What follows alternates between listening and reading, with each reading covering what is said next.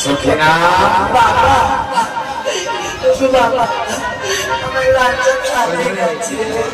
আমার লজ্জা হারিয়ে গেছে কেন এতদিন দেখে লজ্জাকে ধরে বড় হয়েছে একদিনও তো বাবা বলে আমার ডাকিস না আমি শুধু তোর দিকে দেখে থাকি রে মা তাই দেখে তুই তো আমাকে ডাকলি না আজকে তুই দেখেছিস দেখেছি তোর লজ্জা কোথায় গেছে মা আমার লজ্জা আমার কাছ থেকে হারিয়ে গেছে না লজ্জা হারাতে পারে না আর তোর স্বামী আমি জানি না তাও জানিস না স্বামীকেও জানিস না কাকে চাস তোর স্বামীকে লজ্জাকে কেন আর কিছু নিবি না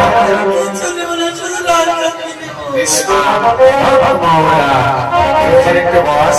আমি সব ব্যবস্থা করে দিয়েছি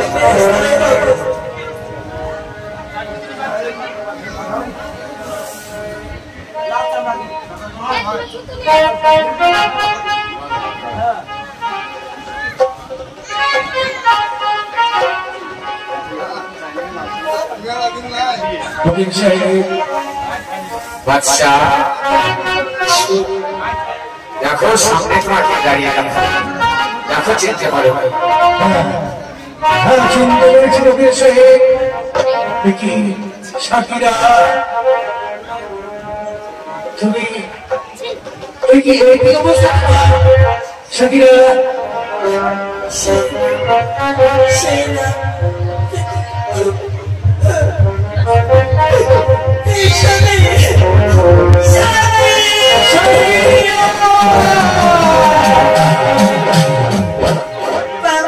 সখিনা যাও তুমি স্বামী পেয়েছো তোমার জন্য রাজ্য আছে আমার বাচ্চা একে বলে মা সে সংসার পেয়ে গেছে রাজ্য পেয়ে গেছে সেই হলো মা সন্তান ছাড়া সে যাবে না সন্তান হলো মাদের কাছে যে জিনিস সন্তানরা তারা বোঝে না আজকে মা স্বামী পেয়েছে রাজ্য পেয়েছে চাই শুধু সন্তান কাছে ফেলে যাবে না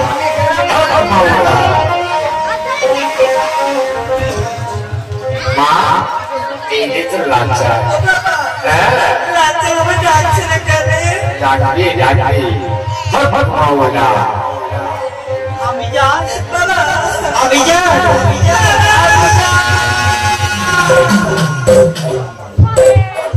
বাচ্চা বাবা আমি তো স্বামী ফিরে পেলাম সব কিনে দিলি এবার তো রাজ্যের দরকার না বাদশা সেকেন্ডার আস্তে দিয়ে বেইমান হয়ে গেছিলে তাই তার রাজ্য চলে গেছিল পাশাকে আর বড় আচার করছিলে তাই তাকে সাজা পেলে তবে শোনো যে যে দাসে তোমার রাজ্যকে ঘিরেছিল সেই দাসের কাছ থেকে রাজ্য আবার করে নেওয়া হয়েছে তোমার সে বন্ধু চলে যাওয়া তোমার সিংহাসন করছে সেই ভেঙে সিংহাসনে বসে সুখের শান্তিতে তোমার রাজ্য করো তুমি যাবে না আমি আর কি করতে যাবো রে মা আমার যেদিন বিপর্যয় করবি সেদিন আমার মারা যাবি আমি উল্টাদিকের মতো তোদের কাছে তোদেরকে আমি উদ্ধার করবো যাবা যা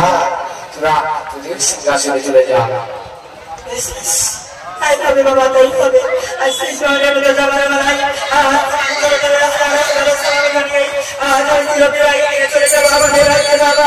আমি চলে যাবো আমাদের সালাম